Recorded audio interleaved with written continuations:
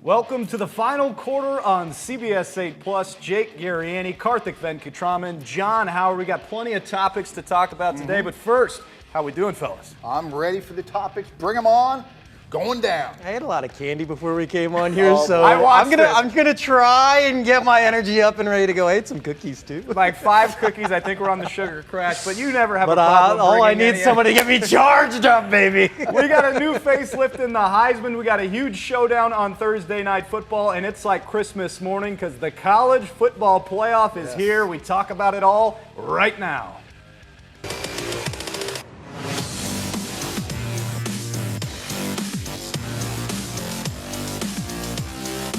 The final quarter begins right now.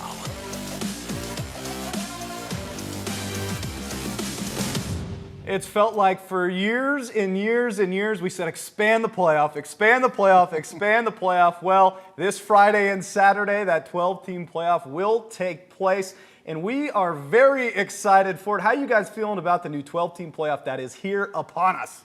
Well, I like it. It's great that more teams have the opportunity to play, even though I'm not one of those of the mantra that every kid deserves a trophy. No way, John. Get off my lawn, right, John? Yeah, exactly. College football has needed a playoff for a long time, and I don't think 4 teams was quite enough. I thought it should have expanded to 8 before it goes to 12, but here we are at 12, and sure enough, as we discussed last week, arguments as who's got left out and who was put in. Whatever, man. We're at 12 teams. Let's see it play out one time. Come on. We're at 12 teams. Let's see the 12 teams that are in. The first game is taking place this Friday and Saturday. The Friday night game will be that Battle of Indiana. Notre Dame hosting Indiana. Who do you guys have in this one? I'm going to start and tell you I'm all in on that Hoosiers train, baby. Let's go, Indiana. I like what they bring to South Bend. I don't trust Notre Dame as far as I could throw them. Yeah, I think everybody always talks about Notre Dame postseason. They always choke, whatever, this and that. They had that bad loss earlier this year to Northern Illinois. I think when it comes down to it, Notre Dame's going to win this football game. I don't think it's going to be a blowout by any stretch of the imagination. Obviously, both of these teams really haven't played super great competition throughout the year. Notre Dame's schedule probably a little better. Indiana lost to Ohio State, who's a good football team and in the playoffs. But Notre Dame beat a couple ranked teams. Well, Navy was at the time. Army, wrapped up, but lost to Navy. Army and Navy, baby. Hey, man, the schedule is what the schedule is.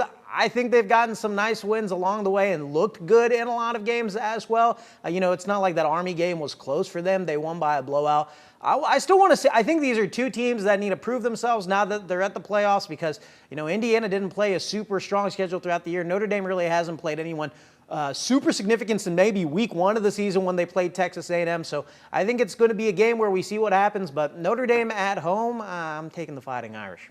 Yeah, I'm picking the Golden Domers in this one as well. Indiana surprised everyone with as much success as they had. Who did they really play? Notre Dame is the brand name. I'm going with Notre Dame. Kind of been there, done that before. I'm picking the Fighting Irish. A brand name guy. All right, well, speaking of brand name games, these are both brand name teams here between Clemson and Texas. Clemson getting in. I like Texas in this one. Do either of you guys see Clemson winning?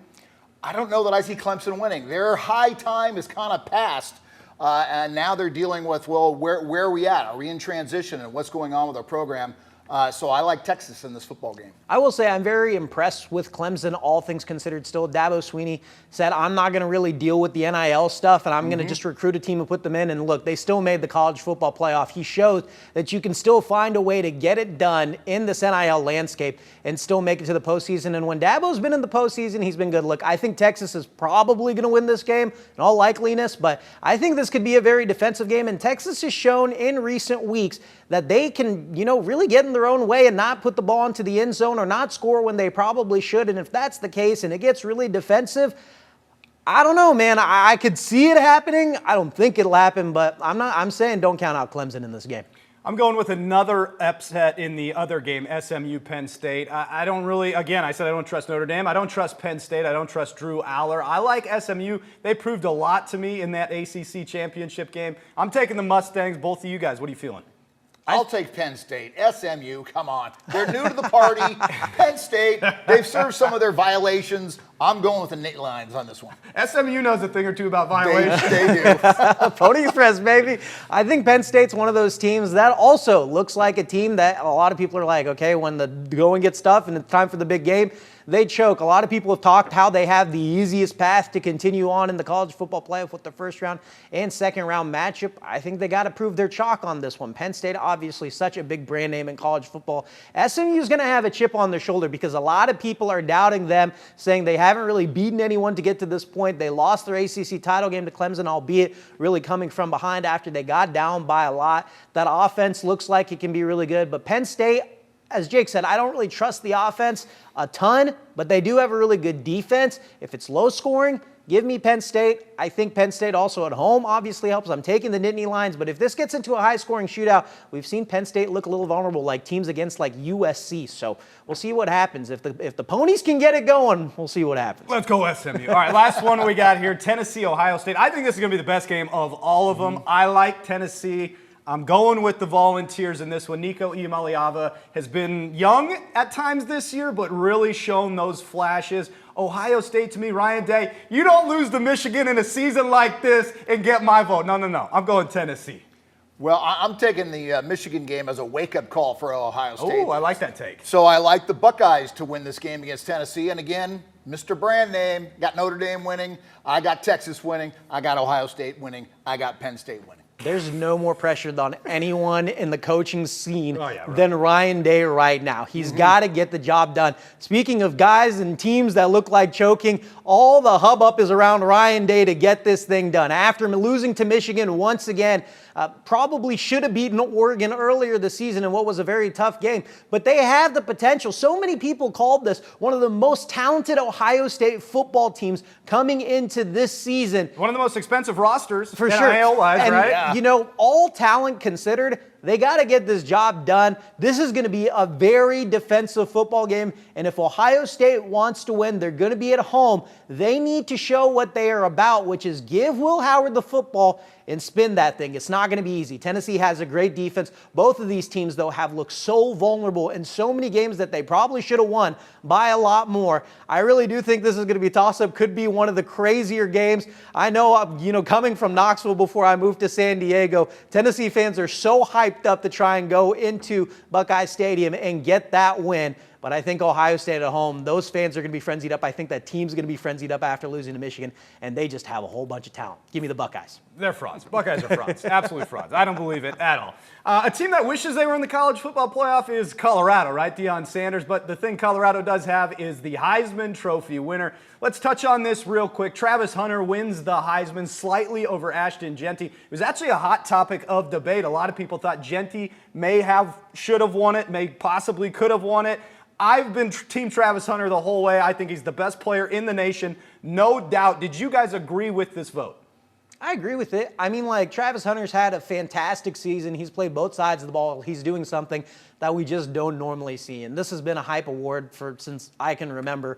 And, Travis Hunter has had probably the most hype around him. He's about that hype. He backs it up. I 1,000% agree with you, and I definitely think he's well worthy of the award. I definitely think Ashton Jeanty is just as worthy of the award, too. I think there's a reason why he won the fan vote. So many people saw what he did this season, averaging over 7 yards per carry. He's just been going off, and he's done it against teams like Oregon, the #1 team in the country as well, where he topped over 190, I believe. I mean, the guy is a beast. To me, I'm cool with Travis Hunter winning it. Had Ashton Jeanty won it, I think I'd have been cool with that too. I think they are both so deserving of winning this Heisman. Honestly, if you could have given a co-Heisman and given it to both, I know John's not the participation trophy kind of guy. Let's give a trophy to everybody. But they both were so deserving. I mean, I'm not saying give it to Cam Ward and Dylan Gabriel too. I'm just saying those guys both put on an absolute show this season. Wouldn't have been mad either way. Well, I think it's kind of like the college football playoff. Everyone's going to argue about Alabama being in or not in, and which one of these two guys was the more deserving guy.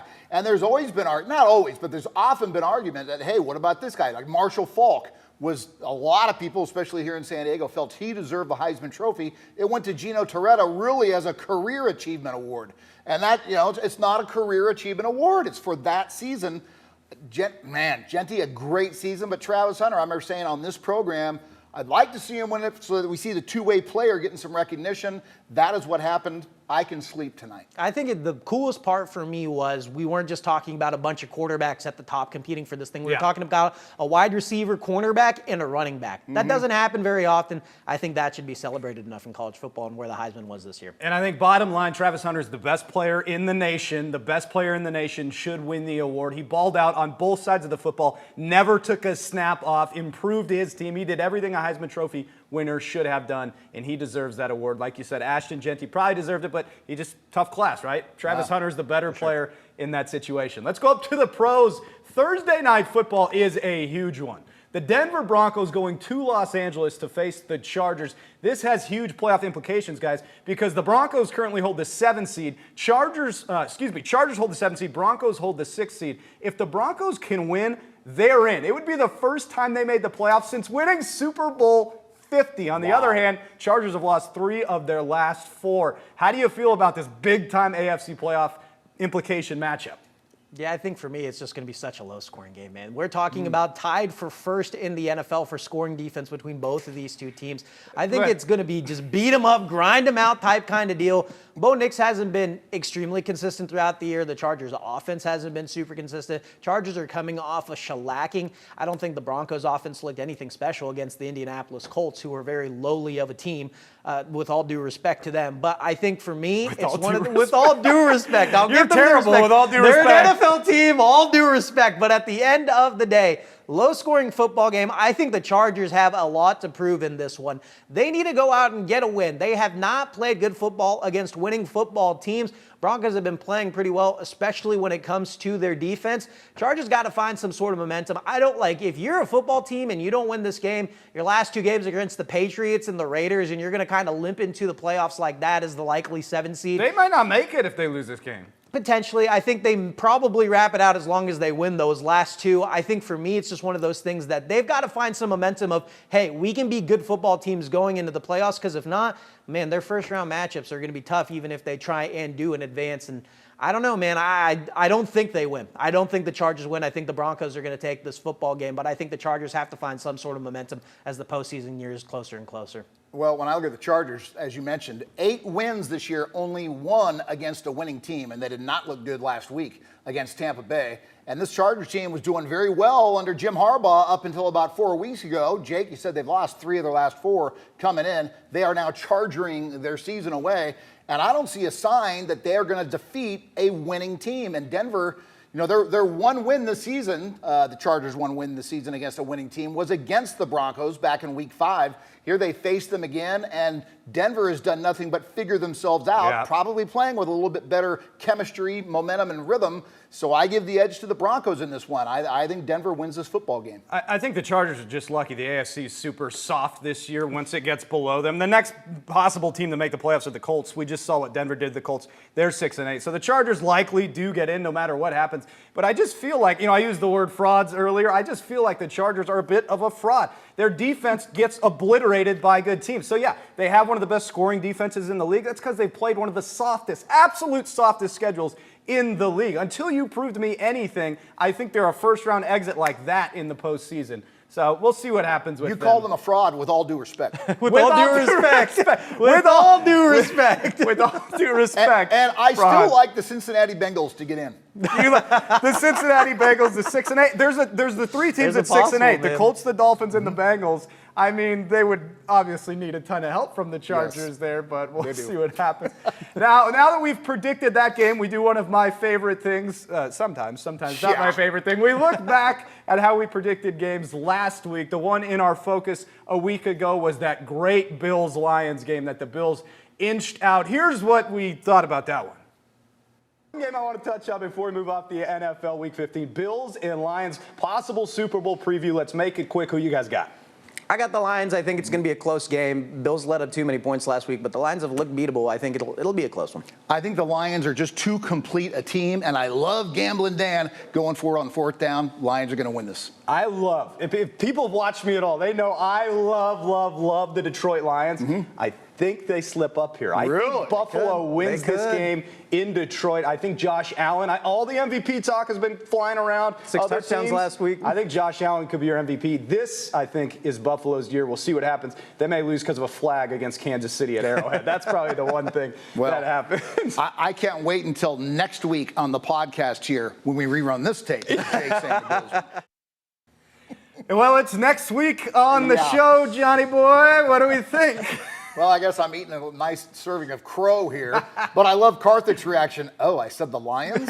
Yes, you said the Lions. Man, I thought I said the Bills. If I'm being honest with you, I completely forgot I said the Lions. But hey, I'm 0-2, both by one possession losses, in back-to-back weeks. But, we'll bounce back, man. As the NFL season comes to a close, I'm going to have to pick myself up as I guess we get closer to the playoffs here. I think it's safe, at least speaking for myself. That's why I don't gamble. I'm just so bad at making predictions. Come on. I mean, we pick good games, so the predictions are hard to do. A lot of these games, as you mentioned, very close margins. We'll see how we feel about the Broncos-Chargers when we get back around to that. Now, a surprising thing came out of the NFL. I guess surprising to some, maybe not to others if you've watched a lot of the Atlanta Falcons. But they announced they are benching their $180 million quarterback, Kirk Cousins, for the 8th overall pick in this year's draft, Michael Penix Jr. Was this a surprise to either of you that Kirk is already riding the pine in the middle of a playoff hunt? I think it's a surprise, and I also think it's absolutely stupid that they signed him to a 4-year deal. It's stupid that they signed him to the deal, or stupid that they benched a guy they signed to the deal? Well, both. Yeah, I got to get there. 4-year deal. Shut up, Jake. I got to get there. A 4-year deal, and you go ahead and use your first-round draft pick to get Michael Penix. Drew Brees spent 2 years ahead of Phillip Rivers. That's all he needed for 2 years. Then he was ready to go as a starter. They should have signed Kirk Cousins if they knew they were going to take Penix in the first round. And so now you're going to bench Kirk Cousins and pay him 3.5 years at ridiculous amounts of money? No. And if I'm not mistaken, Atlanta still has their playoff hopes alive. Is that correct? Absolutely, yeah. They're a game back. Yeah, you're supposed to put your best person at each position that helps you win the football game. And if that's Michael Penix right now, I don't know how that can be. All right, well, I think it's Michael Penix right now. Yeah, exactly. Kirk Cousins has not been playing good football for weeks now, man. His touchdown to interception ratio is abysmal. I think Jake has those stats. Jake, you got them? We had them up on Twitter here, if we can pull that up in the back, or X or whatever we're calling it. There they are on the far right tweet there from SportsCenter. That's disgusting, he started the year 17 touchdowns, 7 picks. In his last 5 games, he has thrown 1 touchdown in 9 picks. And he has fumbled 12 times this season. Obviously, he's got the 16 picks you see there. He's been a turnover machine. I'm going to let you get to what you want to say, Karthik, but I think the thing that is obvious is the guy does not look right to me. Whether you want to call it healthy, whether you want to call it mental mindset, whatever it is, he does not look right. Yeah, there was that game against the Seahawks. I really felt like the season kind of turned. I mean, they won 2 games after that with the Buccaneers and the Cowboys, I believe. They beat both those teams in back-to-back weeks after the Seahawks game. But Kirk Cousins took some big hits in that game, man. He got absolutely obliterated on some of those plays, took several sacks, I think, over the next couple weeks, has been taking some other hits. I don't know what it is. I mean, the Falcons really haven't said, health status-wise or what's up with Kirk, but I don't know, man. He's taken some pretty big hits, and he's not playing well. And, I think the thing is they are in this playoff hunt, and they really haven't been playing well as of late. And you have to figure out, okay, is Kirk Cousins going to be the guy who gets us across the finish line with not much time left in the season? I think with the way Kirk Cousins is playing, you take the shot on Michael Penix Jr., you figure it out. John, I agree with you, man. Like, that contract was bonkers, especially coming off an injury from last season. I think that was the bigger question mark for me as to why we got ourselves to that point. If you're the Atlanta Falcons, you must be asking yourselves, why we get to ourselves to that point? Obviously, Kirk Cousins has been an established quarterback in the league for some time now, and maybe that's what they were hoping. And, quarterbacks get overpaid left and right when you're trying to look for your guy. But also at the same time, I think it was smart for them to go out and get Michael Penix Jr. in the draft because of this exact thing. What if Kirk Cousins doesn't work out? What if he's not healthy enough to play? What if he does get rattled? You have to have a backup option. Michael Penix Jr. was a great quarterback at the University of Washington. We'll see what he can do now. Yeah, look, I think people have their plans and everything like that. I think in an ideal world, Kirk would have played probably 2 or 3 years in groomed Michael Penix Jr., like you said, John, with Phillip Rivers. and they would have paid him the money they felt they deserved. He's going to make around $90 million. If they bail on Kirk at this point, he's guaranteed almost $100 million no matter how it shakes out. And that's playing whatever it was, 14-ish games right there for the Falcons. So now this is where the standings are. Again, John, you asked about Falcons just one game back of the Buccaneers. Both have incredibly soft schedules. But I think the answer is this.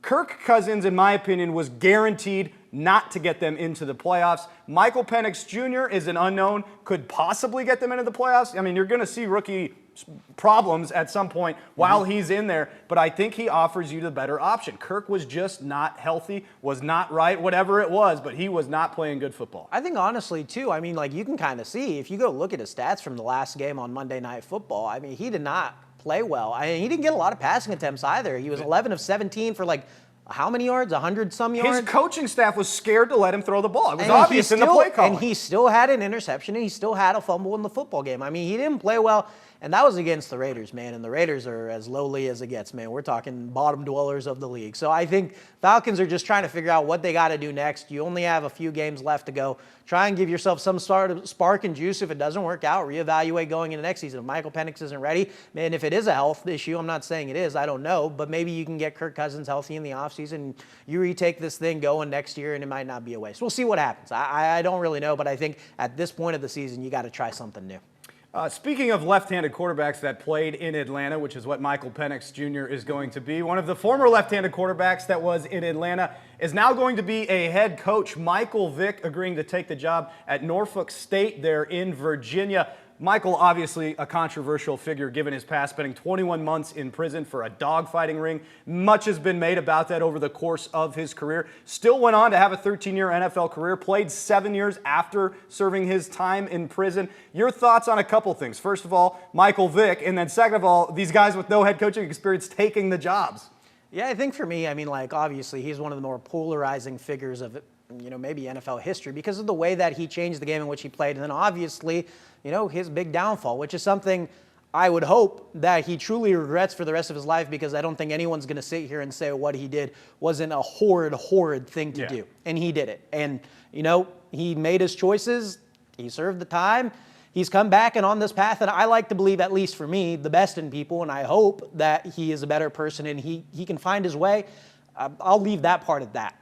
As far as it goes for football players and finding their way and, becoming head coaches without really any coaching experience, I mean, you just got to hope the guy knows ball. Teddy Bridgewater leading his team to a state championship. I know that's high school football. But then at the same time, I mean, at the NFL level, I mean, the Colts tried to toss in Jeff Saturday in there and try and figure that out, and that was abysmal. So it's just, you never know what's going to happen. But at the end of the day, I think a lot of people see Michael Vick and they're like, that guy knows ball. And I think, for a lot of reasons, that's probably going to be good in recruiting because he is Michael Vick and he's got the name brand. And, not saying he's on the level of maybe of a Deion Sanders or something like that, but at the same time, Michael Vick is a very well and notable figure of probably, Jake, you're in my generation, and, obviously John lived through that time as well, and we all know how polarizing of a figure he was.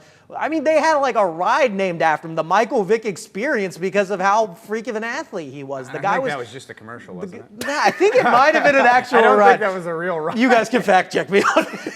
It was a ride in my mind as I watched the commercial, at least, or as I watched him play football. But I mean, that guy was able to do things that nobody else was able to do on the football field, and kind of paved the way for guys like Lamar Jackson in the league now. And I think it'll be a great recruiting tool for Norfolk State as they move forward. Yeah, absolutely a good recruiting tool, just like Deion Sanders was when he was back in Jacksonville and now at Colorado. I mean, these guys, just by name alone, can bring players in. Tony Gwynn at San Diego State, coaching baseball for that matter. Good point. And when it comes to controversial figures, who was the guy for the 49ers that took the knee during the national anthem? Colin Kaepernick. Kaepernick's pretty polarizing as well. But you're right, Karthik. Michael Vick was very polarizing when all that story came down about the dogfighting ring, and he served his penance. Let's hope he learned a lesson. Let's hope he can coach these guys the life lessons that you can't just go do what you want to do. And so I think, assuming he's got the right, he's got his head on straight, and he wants to coach these kids life lessons as well as football, perhaps will be a great head coach, developing adult men for the betterment of the community. Yeah, I don't know if it's fair to compare Kaepernick to Vick in this situation, but I do get what you're saying. Here's what I would say about the Michael Vick situation is I don't blame a single person for saying, I never want to have anything to do with him again.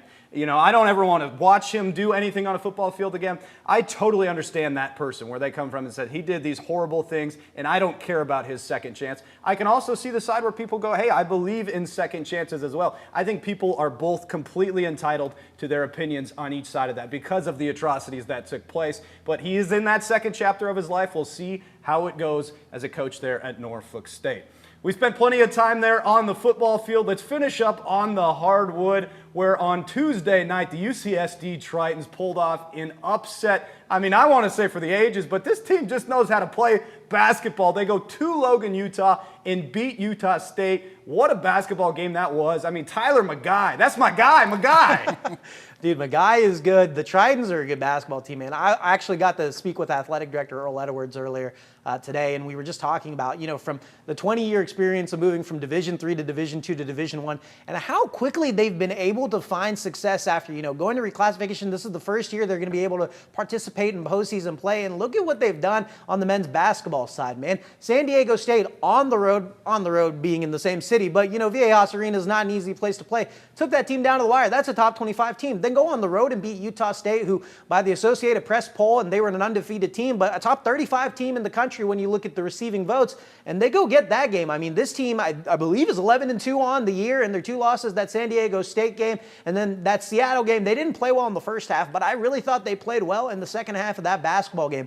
This is a team that was picked to be 4th in their conference. I don't think they received one single vote to win the conference. I think you can't sleep on the Tritons, man. This is looking like a basketball team that could be very formidable. They got a star in a guy like McGuy, and we'll see how they're able to roll. But right now, early season, I'm pretty impressed with UCSD. So that win gets them to 10-2, just 10-2, and they beat the 10-0 at the time Aggies, John.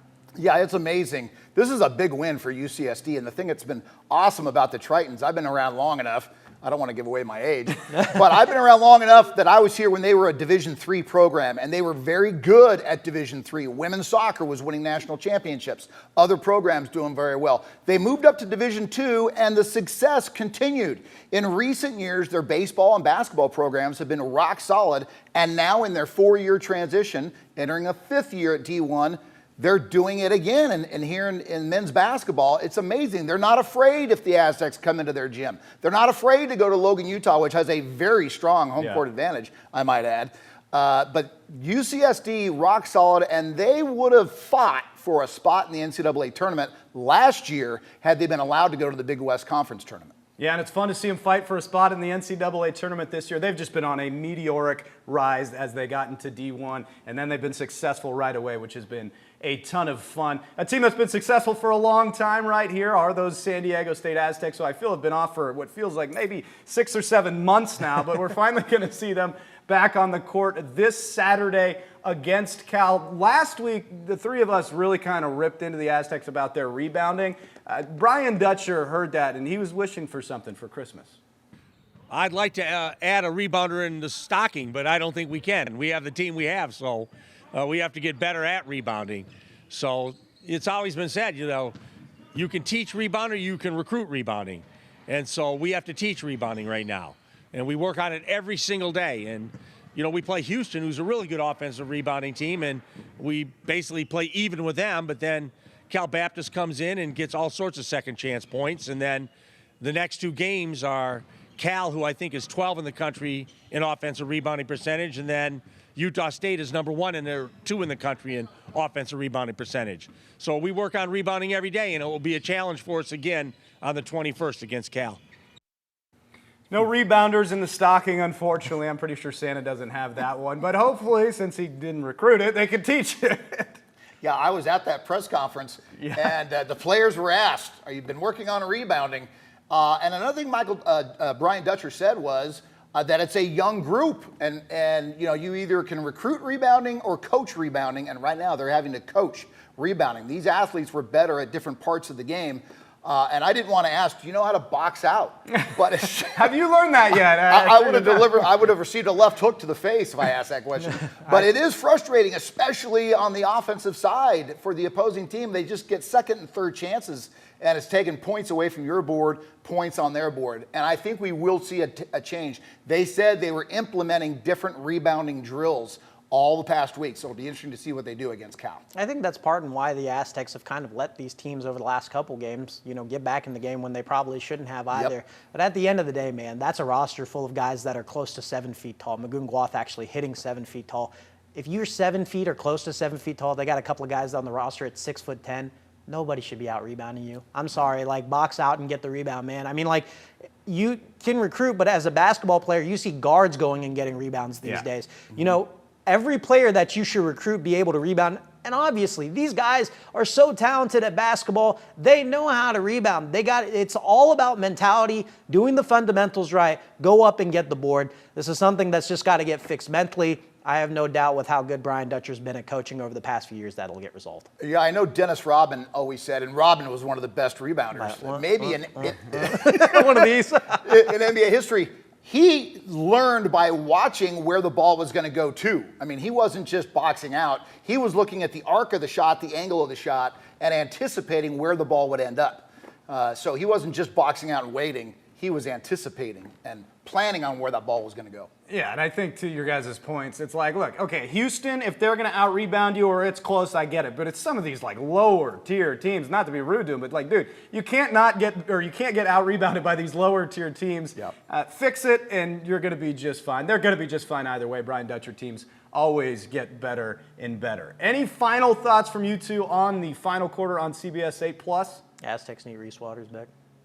Yeah, and on that topic, they said maybe in January. But then you start asking yourself the question, okay, if he's ready to go mid-late January, so much of the season has passed. And if this team in late January is still sitting here with just 2 losses, can you save a year for Reese Waters and use him next year? I'm starting to think that. It's probably a little bit premature to think that. But if he takes a while to come back and we're hitting the end of January or early February until he's ready to come back, we could always use him, but maybe he's better saved for the following year. He's starting to get older, and as you get older and older, your draft goes down in the NBA. And I know he has ambitions of wanting to play pro basketball. At whatever level he can get to, I think, under no circumstances does he try and take a red shirt. He's going to play. Not sure when Reese Waters will be back. We will be back before late January, but we are going to take a small break on the final quarter on CBS 8+. We will see you after the new year, and then we will get rolling. Thank you so much, as always, for joining us on the final quarter on CBS 8+. And thanks for being with us. We look forward to seeing you the next time, and jump in on the conversation as we get going here in the new year. Happy holidays. Send them off with, what were you going to do? A little Happy holidays. Happy holidays. Cut it. I don't know. Cut it. Cut the tape.